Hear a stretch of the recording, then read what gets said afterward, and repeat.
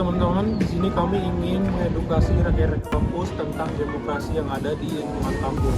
Di sini kami dari kelompok 5 yang beranggotakan saya, Bevan Syagir Sregar dengan NIM 150. Saya Arta Vaneska dengan NIM 152. Saya Rosita Julia Salsabila dengan NIM 165. Saya Muhammad Farid Rizal dengan NIM AYAP 182. Dan saya Christian Rizky Pratama dengan NIM 246. Perkenalkan, saya Rahman Afon Wibowo dengan NIM 229. Pada hakikatnya, manusia adalah makhluk yang saling membutuhkan. Sejak awal diciptakan, manusia adalah spesies yang hidup berkelompok. Dan di dalam suatu kelompok harus ada suatu pemimpin untuk tetap menjaga kedamaian dan stabilitas di suatu kelompok tersebut. Meski demikian, seorang pemimpin tidak bisa memegang kekuasaan seluruhnya di tangannya sendiri. Kekuasaan harus tetap berada di tangan rakyat. Dalam kehidupan kampus, rakyat adalah mahasiswa. Cara memilih pemimpin salah satunya adalah dengan praktik demokrasi. Pelaksanaan praktik demokrasi dalam kehidupan kampus sangatlah penting demi menjamin stabilitas mahasiswa-mahasiswa yang beraktivitas di kampus. Kemudian, harus juga ada penegakan hukum yang menjaga hak-hak pilih maupun hak-hak secara umum dari setiap mahasiswa tersebut. Salah satu pengaplikasian atau media dari pelaksanaan praktik demokrasi di kehidupan kampus adalah pemilu. Pemilu yang dilakukan dalam skala jurusan, fakultas, maupun universitas. Bagaimana cara memilih pemimpin yang benar ditentukan dengan hati nurani tiap mahasiswa yang memiliki hak pilih tersebut. Oleh sebab itu, setiap mahasiswa harus dibekali pendidikan politik yang baik agar tidak terjerumus dalam korupsi, kolusi, dan nepotisme, baik itu mulai dari skala mahasiswa hingga skala masyarakat. Oleh sebab itu, demokrasi sangat penting untuk diaplikasikan di kehidupan kampus. Halo Kak. Sebelumnya, perkenalkan aku Faris. Aku ingin mewawancari Kakak sedikit pertanyaan, apakah boleh? Boleh. Oke, namun sebelumnya nama Kakak siapa kalau boleh tahu? Nama aku Selin. Oke Kak Selin, aku mau nanya beberapa pertanyaan. Yang pertama itu, menurut Kakak apa sih arti dari demokrasi? Oke, kalau menurut aku sendiri demokrasi itu adalah suatu kayak sistem gitu, dimana kalau misalnya kita mau mengambil solusi, suatu solusi itu diambil berdasarkan dari suara terbanyak gitu. Oke. Sekarang pertanyaan kedua, menurut Kakak seberapa penting sih demokrasi harus diterapkan dalam lingkungan kampus? Oke, untuk demokrasi di lingkungan kampus itu menurut saya sangat penting. Kenapa? Karena secara kita di kampus kan banyak banget manusianya gitu ya, dan pihak-pihaknya juga banyak. Mulai dari yang kayak ya udah dosen, terus juga dari jajaran-jajarannya. Jadi menurut saya demokrasi itu hal yang lumayan penting di lingkungan kampus. Gitu. Oke, jadi selanjutnya aku bakal punya sedikit poster. Oke Kak, jadi ini aku memiliki sebuah poster yaitu mengenai tentang praktik demokrasi di kampus. Nah, jadi ini adalah penjelasannya. Baik, ini adalah penjelasan mengenai praktik demokrasi di kampus. Kampus sering disebut sebagai miniatur negara, sebuah laboratorium hidup tempat mahasiswa mempraktikkan demokrasi secara langsung sebelum terjun ke masyarakat luas. Praktik ini terlihat jelas melalui pemilihan raya atau pemira untuk memilih pemimpin mahasiswa. Adanya pengawasan kebijakan eksekutif oleh Dewan Legislatif kampus hingga terjaminnya kebebasan mimbar untuk menyuarakan kritik dan aspirasi. Melalui organisasi dan unit kegiatan, mahasiswa belajar merawat kebebasan berekspresi, menghargai perbedaan latar belakang, dan mengambil keputusan melalui musyawarah. Di ruang-ruang inilah mereka ditempa untuk memahami bahwa kekuasaan harus dikelola dengan tanggung jawab, bukan sekedar memenangkan suara terbanyak. Namun, praktik ideal tersebut tidak lepas dari berbagai tantangan yang saling berkaitan dan mewarnai dinamika politik kampus. Semaraknya pesta demokrasi ini kerap tersandung oleh tingginya angka apatisme mahasiswa yang merasa politik kampus tidak berdampak pada perkuliahan mereka, sehingga berujung pada tingginya angka golput. Sikap pragmatis ini rentan membuka celah bagi praktik politik transaksional berskala kecil dan memperuncing polarisasi identitas antar kelompok demi meraup suara secara instan.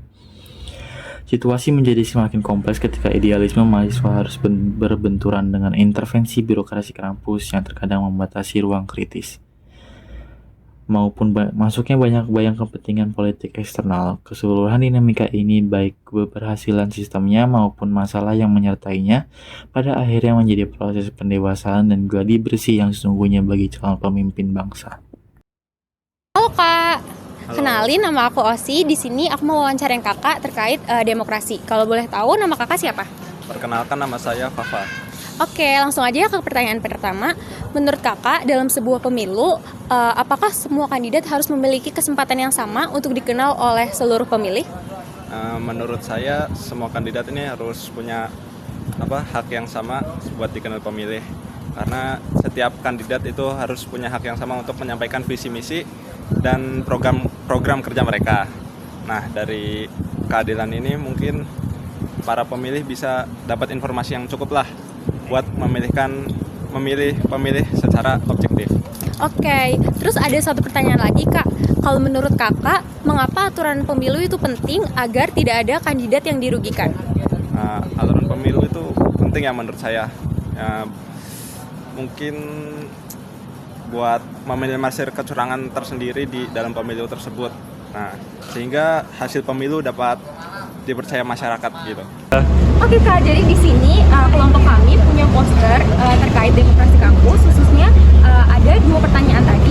Keadilan dalam pemilu, proses yang adil, dan juga hasil yang Legislatif.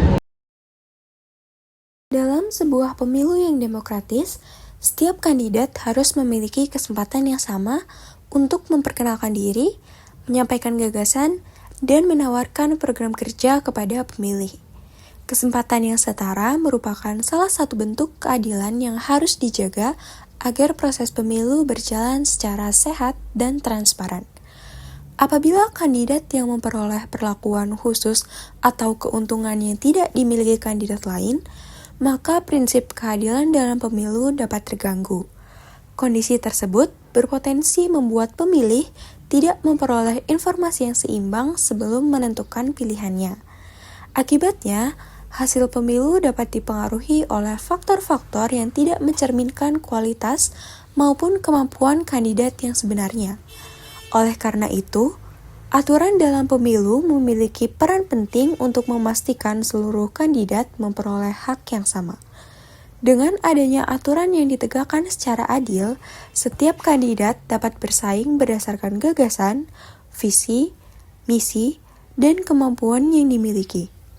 Hal ini menunjukkan bahwa keadilan bukan hanya penting setelah pemilu berlangsung, tetapi juga selama seluruh proses pemilu dilaksanakan. Aturan dalam pemilu berfungsi sebagai pedoman yang mengatur hak dan kewajiban seluruh pihak yang terlibat, baik penyelenggara maupun pemilih. Tanpa adanya aturan yang jelas dan ditegakkan secara konsisten, proses pemilu dapat berjalan tidak adil dan berpotensi menimbulkan konflik.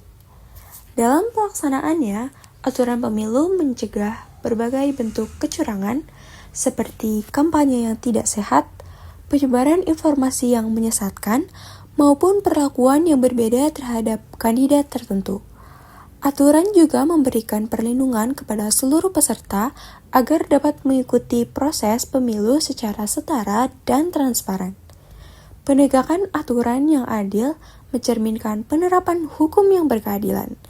Ketika seluruh kandidat diperlakukan sama dan setiap pelanggaran ditindak sesuai ketentuan yang berlaku, maka kepercayaan terhadap proses demokrasi akan meningkat.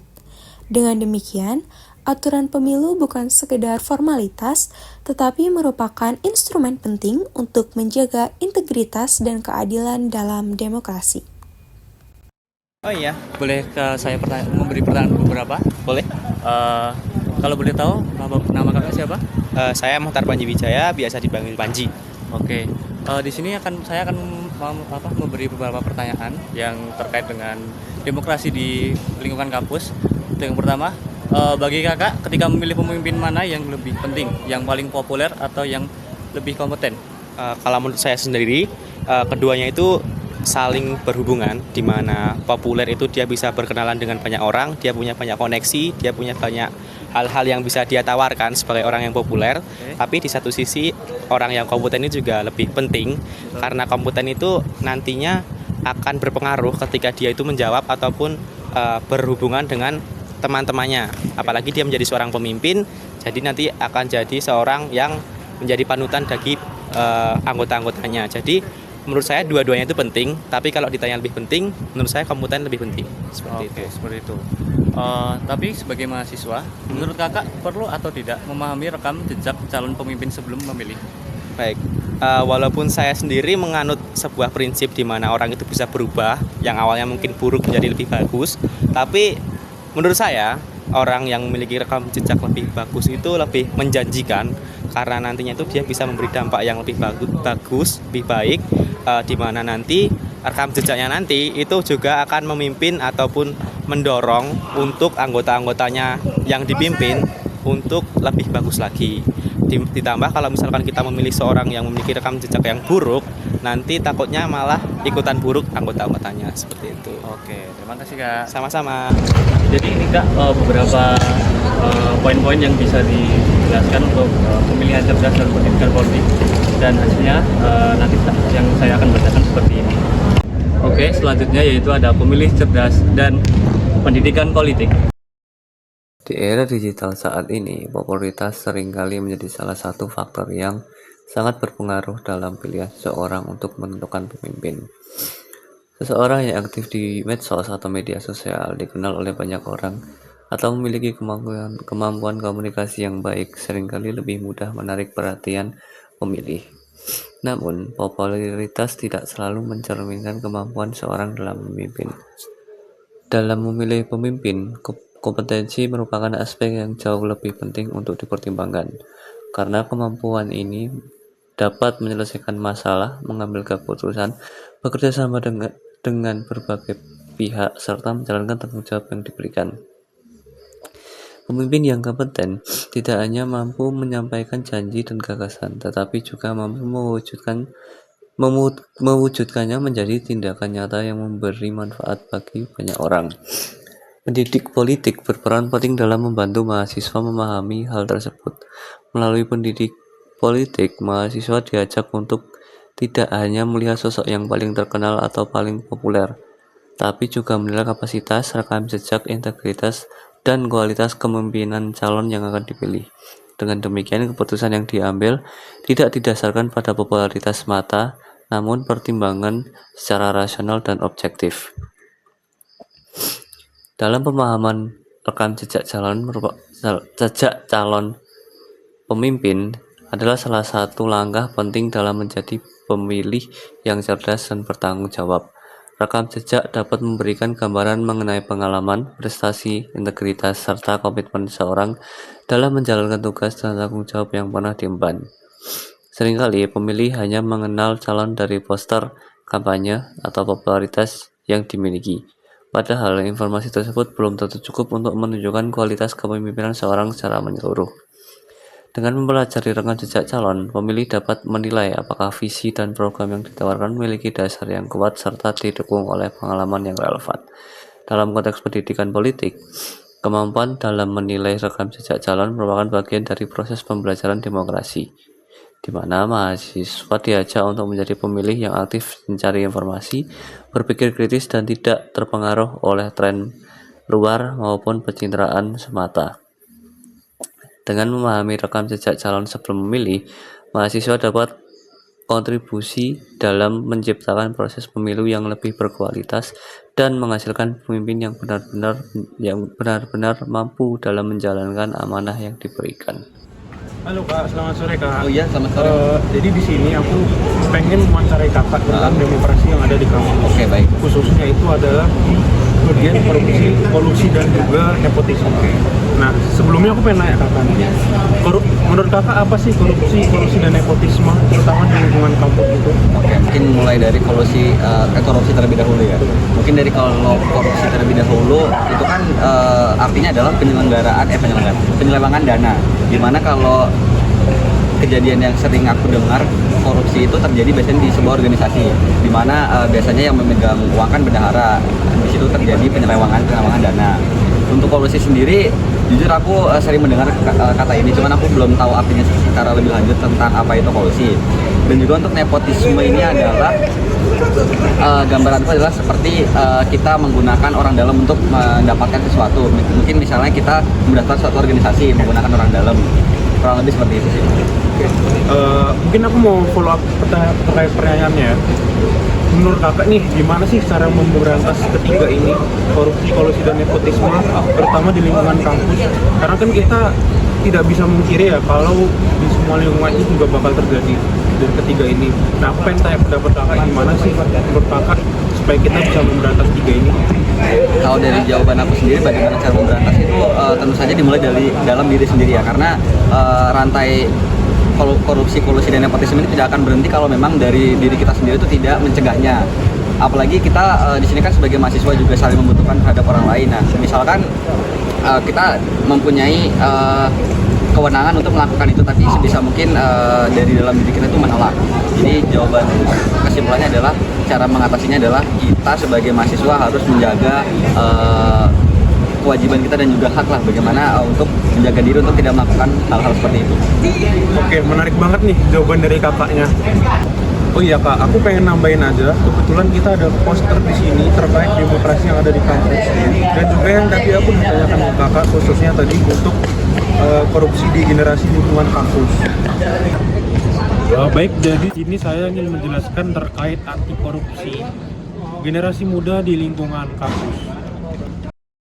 Praktik korupsi, kolusi, dan nepotisme memiliki daya rusak yang sangat destruktif apabila dibiarkan mengakar di lingkungan kampus. Secara institusional, dampak fundamental dari KKN di pendidikan tinggi adalah terjadinya degradasi integritas akademik dan runtuhnya sistem meritokrasi. Ketika praktik kolusi dan nepotisme mewarnai proses rekrutmen keanggotaan organisasi, penyeleksian asisten, hingga pemberian nilai, kampus kehilangan objektivitasnya dan menciptakan ekosistem ketidakadilan yang menyingkirkan mahasiswa-mahasiswa kompeten. Lebih jauh lagi, tindak korupsi berskala mikro seperti penggelembungan dana anggaran atau markup pada proposal kegiatan, pemalsuan kwitansi, atau manipulasi laporan pertanggungjawaban tidak sekadar merugikan secara finansial.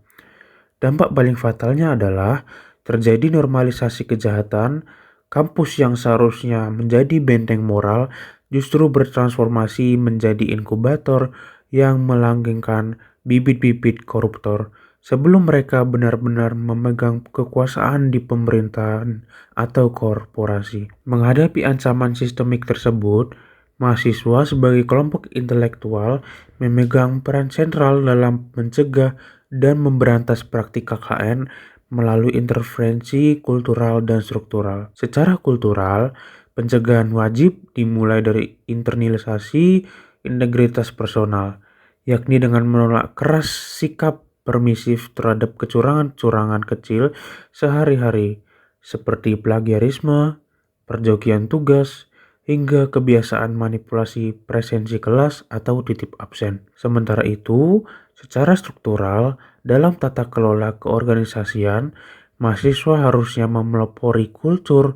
transparansi, dan akuntabilitas publik yang ketat dalam setiap pengolahan dana kegiatan. Mahasiswa juga harus membangun keberanian kolektif untuk mengawal kebijakan dan bertindak sebagai whistleblower atau pelapor pelanggaran yang tidak ragu membongkar penyalahgunaan wewenang, baik yang dilakukan oleh sesama rekan mahasiswa maupun birokrasi kampus. Melalui komitmen dan penegakan etika ini, generasi muda tidak hanya membersihkan alma maternya, tetapi juga tengah mengkonstruksi imunitas moral sebagai bekal kepemimpinan di masa depan.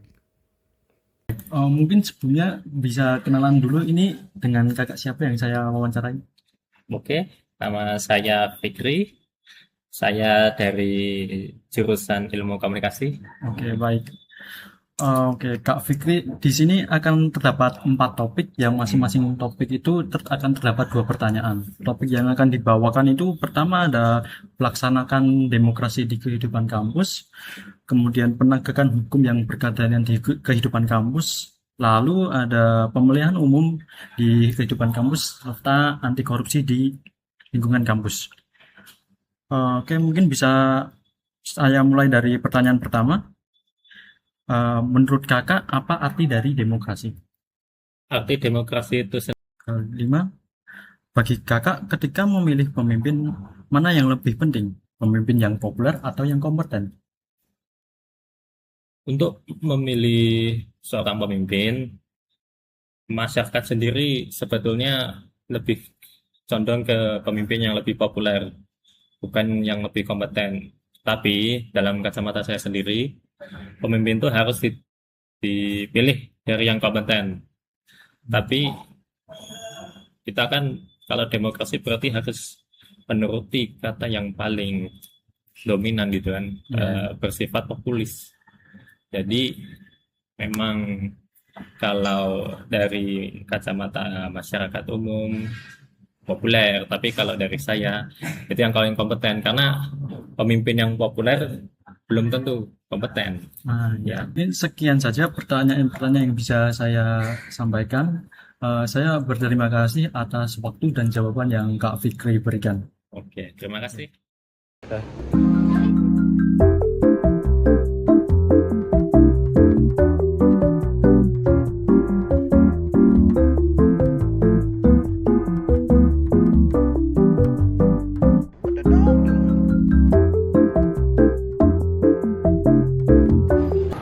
Sekian dari kami, semoga bermanfaat bagi rakyat kampus. Semoga kita bisa tetap menjaga demokrasi yang ada di lingkungan kampus kita. Wassalamualaikum warahmatullahi wabarakatuh.